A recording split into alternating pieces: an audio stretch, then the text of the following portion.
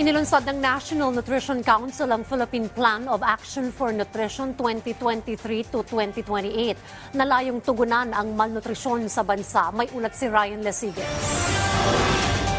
Pasado 3:00 na ng hapon kanina pero tinapay na may palamang peanut butter pa lang ang kinakain ng 5 taong gulang na anak ni Annalyn. Ang tinapay, bigay pa ng barangay. Pangangalakal lang ang hanapbuhay ni Annalyn at ang kanyang asawa. Mahirap po, lalo na ngayon tag-ulan. Kasi di kami makapangalakal, di kami mapaggulay. Jackpot na daw kung kumita sila ng 200 piso sa isang araw. Kung aabutin pa ng malas, wala silang naiuwi ni 1 sentimo. Mababa lang po, kasi karton ngayon, piso na lang po 1 kilo. Ang anak ni Annalyn kasama sa isa sa 4 na batang walang sapat na nutrisyon. Batay sa datos ng National Nutrition Council o NNC, umaabot pa sa 3 milyong bata na may edad 0 to 5 years old ang walang sapat na nutrisyon.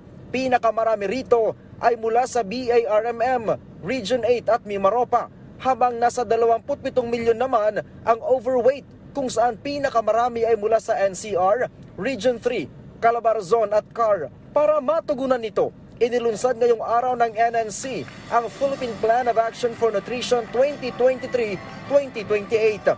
Ang PPAN ang magsisilbing blueprint ng pamahalaan para tugunan ang problema ng malnutrisyon. Sabi ng NNC, may malaking epekto din sa utak ng mga bata ang malnutrisyon. Ito ay critical na edad kasi kung nabansot sila sa unang 2 taon, irreversible na yon. Ibig sabihin din, yung utak nila nabansot din.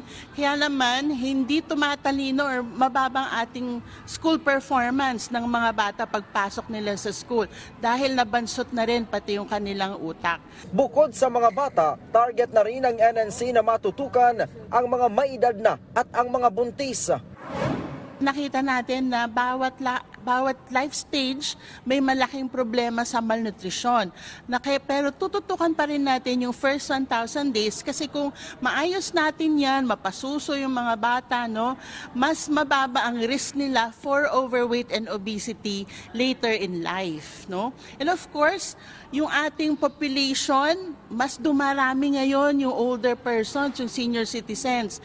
Isa pa sa major strategy na isusulong sa ilalim ng PPAN ay ang pagpapaigting ng healthier diet. Isusulong ang ilang polisiya, regulasyon at legislation na bawasan ang availability ng pagkaing nakakasama sa kalusugan.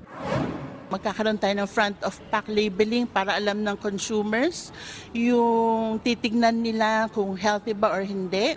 Magkakaroon din tayo ng proposal na legislation to protect children from harmful marketing.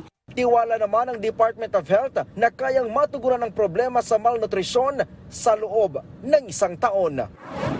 Kaya natin yan kasi meron na tayong food stamp, meron na tayong daycare feeding, meron na tayong school age feeding, meron na rin tayong... And I saw other countries nga, yung kinukwento ko, yung Costa Rica which is not rich, pero nakapagpaganda sila ng nutrition ng kanilang mga mamamayan. Ryan Lesigas para sa Bayan.